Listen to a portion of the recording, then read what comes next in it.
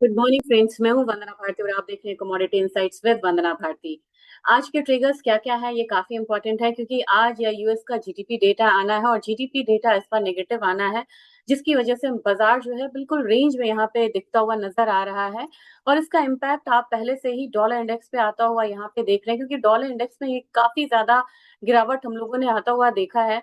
सबसे पहले अगर आपसे मैं डेटा शेयर करके ही बताऊं कि कौन कौन सा डेटा है ये देख लेते हैं और कल का डेटा का क्या इम्पैक्ट आया था, मार्केट ने क्या रीड किया था ये भी देखेंगे।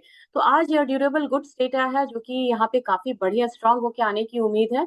लेकिन जीडीपी डेटा जो कि 6 बजे यहाँ पे शेड्यूल है, ये भी 6 बजे, ये भी 6 बजे है। पहले तो 2.4 था और ये क्वार्टर 1 का यहाँ पे -0.2% का ये एक दिखा रहे हैं।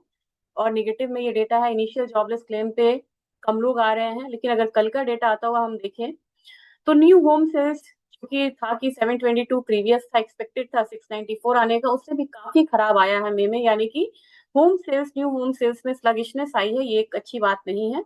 लेकिन क्रूड ऑयल इन्वेंटरीज में ड्रॉप डाउन था, ये एक्सपेक्टेड था, जो मैंने आपको कल ही बताया था। तो ये तो डेटा की बात हो गई कि डेटा यहाँ पे क्या आना है। लेकिन आज हम बाकी कमोडिटीज के अलावा कॉपर की भी बात करेंगे। कॉपर में काफी ज्यादा शॉर्ट स्क्वीज है और दिखाएंगे कि ये क्यों, मतलब ये कमोडिटी इंपॉर्टेंट है और हायर साइड यहाँ पे टच करके चल सकती है। तो मेरे ख्याल से यहाँ पे अब सीधा सीधा हम लेवल्स पे ही आते हैं। लेवल्स की बात की जाए तो मुझे लग रहा है कि एसएनपी में काफी ज्यादा गिरावट यहाँ पे देखने को मतलब नहीं मिलेगी, लेकिन एक पॉज देखने को मिल रहा है। डाउ जोन्स भी यहाँ पे एक पॉज के साथ ट्रेड हो रहा है और विक्स यहाँ पे लोअर साइड है। एसएनपी 500 विक्स मैं बोल रही हूँ लोअर साइड है। और आप देखेंगे तो जो ट्रेजरी यील्ड है यहाँ पे भी डाउन साइड है। मार्केट बिल्कुल चुपचाप सन्नाटा जैसा है क्योंकि अब यहाँ पे जून महीने की का जो अंत है वो हो रहा है, हम लास्ट लेग में है। और सबसे बड़ी बात है कि जून का जो इवेंट ट्रिगर था, इसराइल और ईरान का वॉर, वहां पे लगभग सीज फायर की बात हुई है और थोड़ा सा यहाँ पे कूल ऑफ हुआ है टेंशन। तो मेरे ख्याल से उसका भी इम्पैक्ट मार्केट पे आना था, वो आ चुका है। लेकिन अब पूरा मार्केट जो है, बाजार जो है, वो क्या देख रहा है, वो देख रहा है 9 जुलाई को। 9 जुलाई को यहाँ पे टैरिफ की बात हो रही थी और टैरिफ इम्प्लीमेंट हो जाएगा, उससे पहले किसकी तैयारी कितनी है, कितने एग्रीमेंट पे ये पहुंचे हैं, कितना कंसेंसस बना है यूएस और देशों के बीच में, ये देखना बहुत जरूरी है और खासकर चाइना के साथ। तो मेरे ख्याल से उसका इम्पैक्ट प्राइसेस पे आएगा।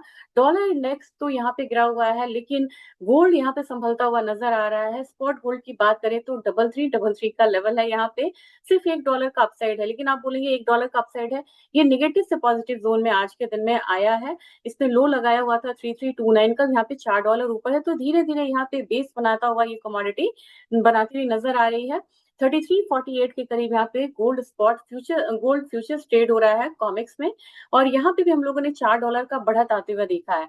हमारा बाजार अभी बिल्कुल रेंज में है। रेंज में इसलिए है क्योंकि आज कल के बाद आज चौथे दिन लगातार हम लोगों ने रुपया को अप्रिशिएट होता हुआ देखा। कल थोड़ा डिप्रिशिएट हुआ था, लेकिन आज फिर यहाँ पे 23 पैसा अप्रिशिएट होके ये 85.77 के करीब ट्रेड हो रहा है।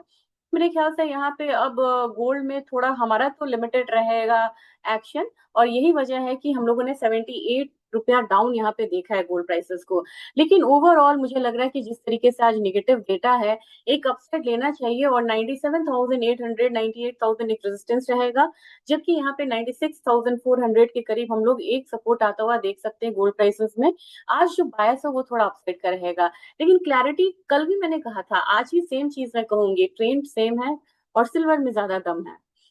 सिल्वर में 1,06,000 के करीब एक कमोडिटी ट्रेड हो रही है। नेक्स्ट मुझे लग रहा है कि 1,07,000 से ऊपर हो तो फिर इसका जो है ना वो मोर अपसाइड जो है वो 1,09,000 तक आता हुआ हम यहाँ पे देख सकते हैं।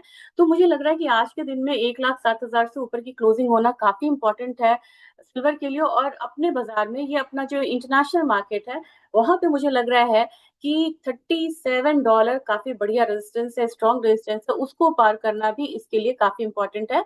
और इसने लगाया था लगभग, ये हाई लगाया था 37.38 का। तो दोबारा मुझे लग रहा है उस जोन में जा रही है। और आपको ईटीएफ पे एक यहाँ पे अपडेट देना चाहूंगी।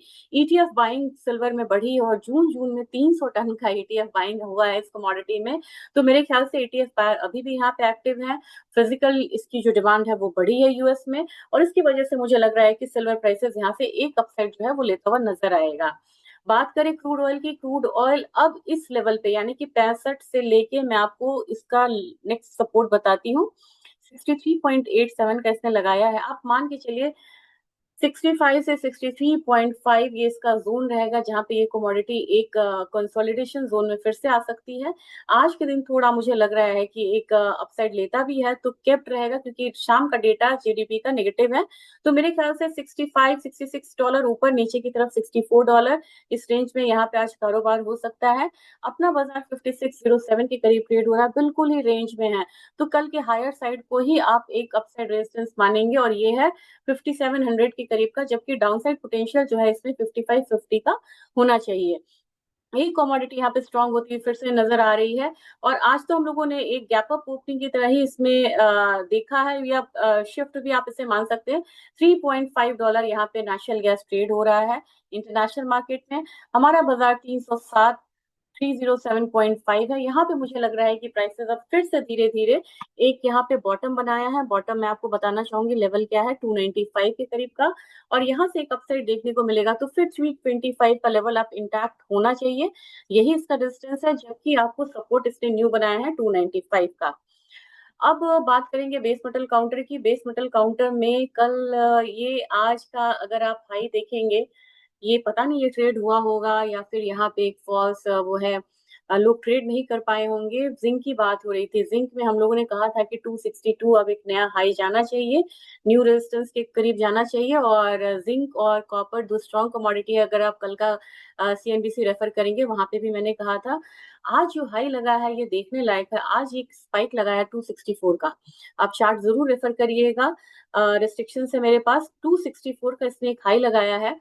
264 हम नहीं मानेंगे, एक फॉल्स को भी दे सकता है, लेकिन 262 आप यहाँ पे मान के चल सकते हैं कि यहाँ पे न्यू रेजिस्टेंस अब जिंक का वही बन रहा है। हमारा जो सपोर्ट रहेगा वो 255 होगा, जो कि पहले मैं हमेशा 249 250 में बोलती थी। तो अब ये हायर हाई हायर लो बना रहा है जिंक। एल्यूमिनियम में मैं बुलिश थी, लेकिन अब मुझे क्रूड के साथ साथ इसमें थोड़ा सा स्लगिशनेस लग रहा है।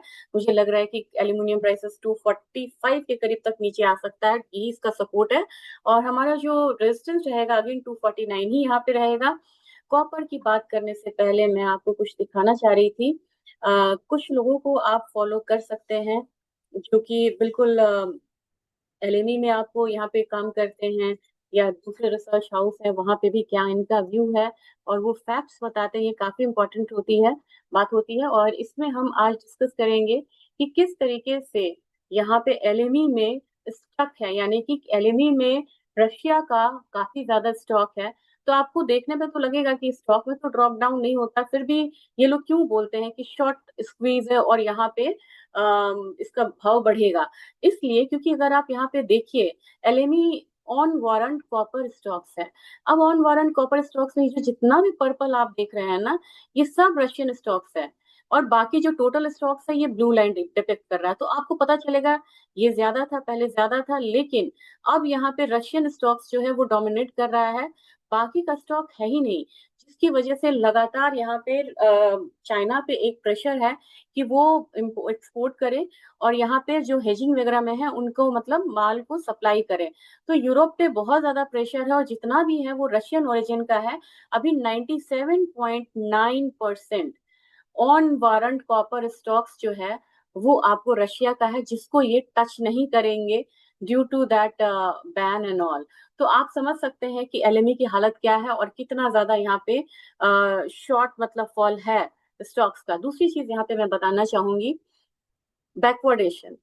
हमारा जो एलएमई है, जो मेन मार्केट है आपको कॉपर का, वो यहाँ पे ट्रेड कर रहा है बैकवर्डेशन में कैश के मुकाबले।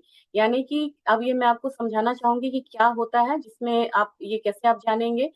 यहाँ पे क्या हो रहा है, जो कैश मार्केट है वो फ्यूचर्स मार्केट से प्रीमियम पे ट्रेड हो रही है।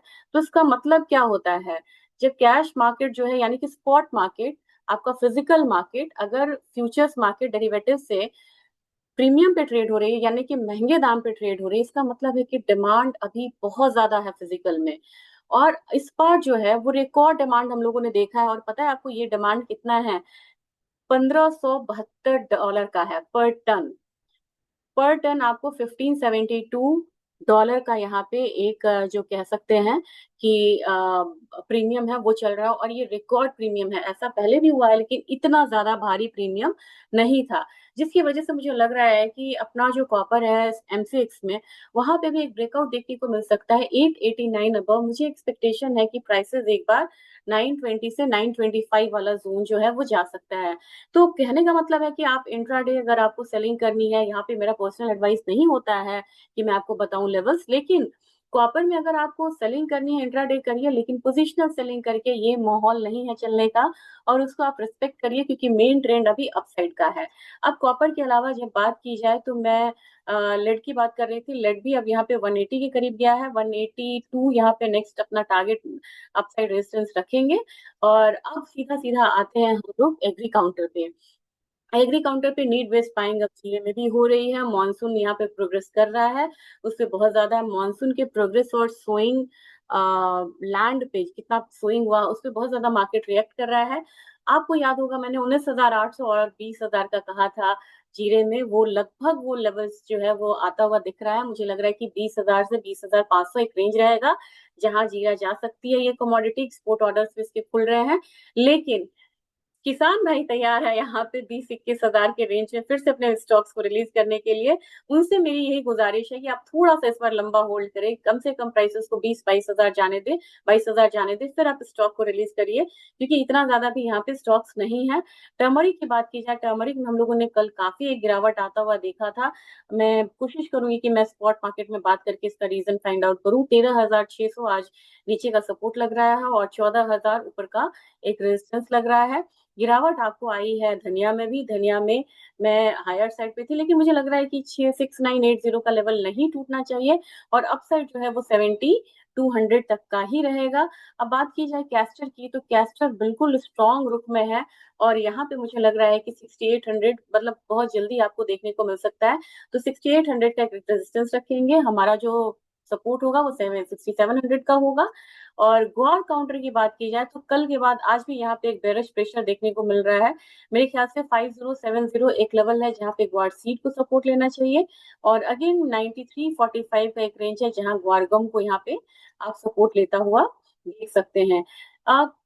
कॉटन ऑयल फीड केक में वीकनेस आई थी थोड़ा सा। यहाँ पे जो अभी एस्टिमेट्स आए हैं उसमें उन्होंने जो प्रोडक्शन है उसका एस्टिमेट को बढ़ाया है, उसका भी इम्पैक्ट आता हुआ हम लोगों ने देखा।